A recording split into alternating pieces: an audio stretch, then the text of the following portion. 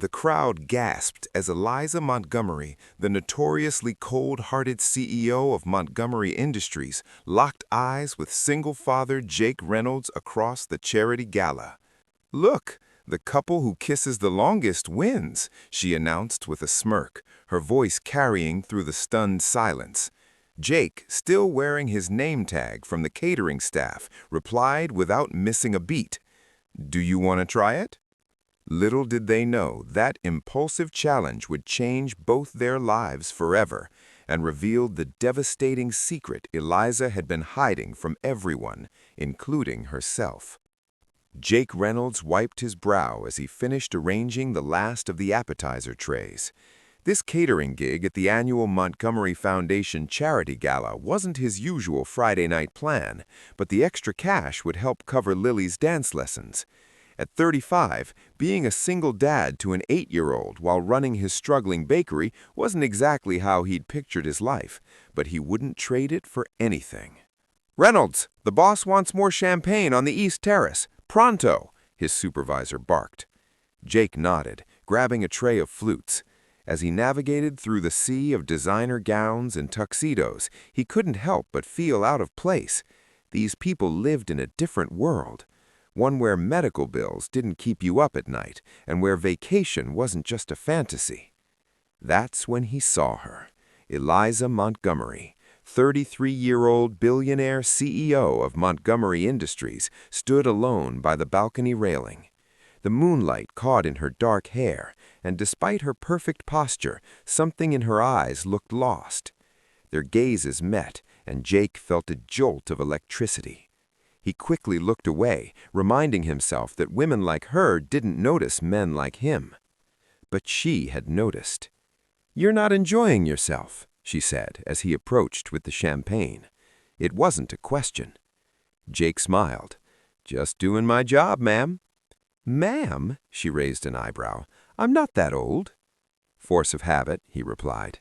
"My daughter says I'm too polite for my own good." "You have a daughter?" Something flickered across her face. Interest, perhaps. Before Jake could answer, a drunken guest stumbled toward them, knocking into Jake and sending champagne flying, right onto Eliza's designer dress. "I'm so sorry," Jake fumbled for his serving napkin. To his surprise, Eliza laughed, not the polite society laugh he'd heard her use with donors all evening, but something genuine. "Don't sweat it. This party was dead anyway." The commotion drew attention. Soon a small crowd had gathered, including the event photographer and several guests with phones raised. That's when it happened. Someone mentioned the Kissing Booth fundraiser that had closed early, complaining they hadn't reached their goal. Eliza, perhaps tired of the stuffiness of her own gala, suddenly announced, "Look, the couple who kisses the longest wins $10,000 to the charity from me if anyone beats the current record." The crowd murmured excitedly, but no one stepped forward. "What about you, catering guy?" she challenged, looking directly at Jake. "Or are you all talk and no action?" Jake knew he should walk away. This wasn't his world. But something in her eyes, a dare, a plea, made him respond. "Do you want to try it?" The crowd went wild. Phones came out to record what would surely be the social media moment of the year, billionaire Eliza Montgomery and a random caterer. What no one expected was what happened when their lips met. The kiss was supposed to be a publicity stunt, a moment of rebellion for Eliza, and a story Jake would tell his buddies. But the moment their lips touched, something shifted. The world around them faded. Jake felt her initial stiffness melt away as her hands found their way to his shoulders. When they finally pulled apart, far sooner than any record-breaking attempt, the silence was deafening. "I need some air," Eliza whispered, then turned and fled through the crowd. Jake stood frozen, the taste of her expensive lipstick still on his lips as whispers erupted around him. His supervisor appeared at his side, hissing, "You're fired, Jake!" But Jake barely heard him. All he could think about was the look in Eliza's eyes just before she ran. Not embarrassment or regret, but fear. Raw, unfiltered fear. By morning, the video had gone viral. Billionaire boss kisses caterer trended across platforms. Jake's phone wouldn't stop ringing, friends, local news, even a morning talk show. But the only call he cared about never came.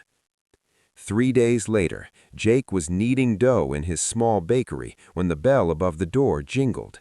He looked up, flour dusting his forearms, to find Eliza Montgomery standing in his shop, looking both out of place and somehow exactly where she belonged.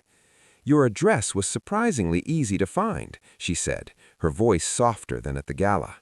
Jake wiped his hands on his apron. "Didn't expect to see you again. Figured I'd just be your 15 minutes of fame." "I fired my PR team for how they handled it," she admitted. "They wanted me to play it off as a drunken mistake." "Wasn't it?" Jake asked, trying to ignore how his heart raced at her presence. Eliza stepped closer, her designer heels clicking on his worn tile floor.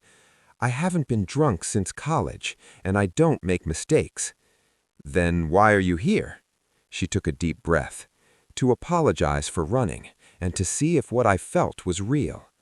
Before Jake could respond, the back door burst open, and Lily raced in, school backpack bouncing. "Dad, I got an A on my s—" She stopped short at the sight of Eliza. "You're the lady who kissed my dad on YouTube," Lily exclaimed. "Emma showed me at school. She said you're super rich and own like everything." Jake winced. "Lily, this is Miss Montgomery." "It's Eliza," she corrected, kneeling to Lily's level. "And I don't own everything, just a few boring buildings." "Do you own a pony?" Lily asked seriously. Eliza laughed, that same genuine laugh from the gala. "No, but I've always wanted one." Something in Jake's chest tightened as he watched them. This woman who commanded boardrooms and made billion-dollar decisions was chatting with his daughter about ponies and favorite ice cream flavors, as if she had all the time in the world. When Lily went to do her homework in the back office, Eliza turned to Jake. "She's amazing." "She's my whole world," he said simply. "I can see why." Eliza hesitated. "Jake, I didn't just come to apologize. I came to ask you to dinner." Jake raised an eyebrow. "You asking me on a date, Miss Montgomery?" "Eliza," she corrected again. "And yes, I am, unless that kiss was just for show." The memory of that kiss flooded back, and Jake stepped closer. Nothing about that felt like a show. Their second kiss, away from cameras and crowds, was even more electric than the first. What followed was a whirlwind. Eliza, used to controlling everything in her life, found herself helplessly falling for the straightforward baker and his precocious daughter. Jake, who had closed his heart after his wife's death years ago, discovered it still worked perfectly. But their worlds couldn't have been more different. Jake's life revolved around school pickups and making ends meet. Eliza's days were filled with board meetings and international calls. The press followed their every move, dubbing them Beauty and the Baker. Their first official date was at a small Italian restaurant Jake loved. Eliza arrived in jeans and a simple blouse, having changed from her usual power suit. Jake nearly dropped his water glass when he saw her. "What?" she asked, suddenly self-conscious. "Is it too casual?" Jake shook his head, unable to find words. "You look real." She smiled, understanding perfectly. "I wanted to be Eliza tonight, not Montgomery Industries." Over pasta and wine, they shared stories. Jake told her about meeting his late wife in culinary school, their dreams of opening a bakery together, and how he'd finally done it 3 years after her cancer death. Eliza spoke of growing up with the weight of the Montgomery name, of studying architecture before being pulled into the family business, of lonely achievements and empty accolades. "I haven't baked anything since I was a kid," she admitted. "My mother thought it was beneath us to cook." Jake's eyes lit up.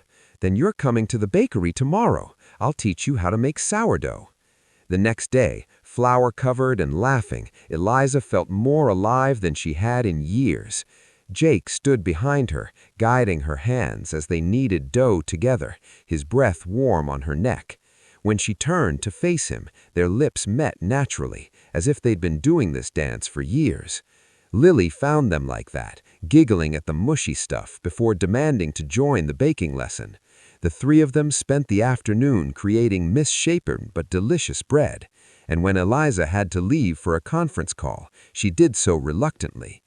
"This was the best day I've had and maybe ever," she told Jake at the door. He brushed flour from her cheek.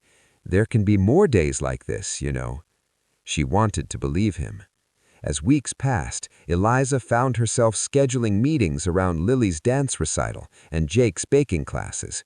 She kept a change of casual clothes in her office and learned to ignore the raised eyebrows of her executive team when she left early for personal matters. Jake, meanwhile, navigated the uncomfortable spotlight that came with dating one of the country's wealthiest women. Old friends made jokes about his sugar mama, while customers came to the bakery hoping to catch a glimpse of the famous couple. He endured it all with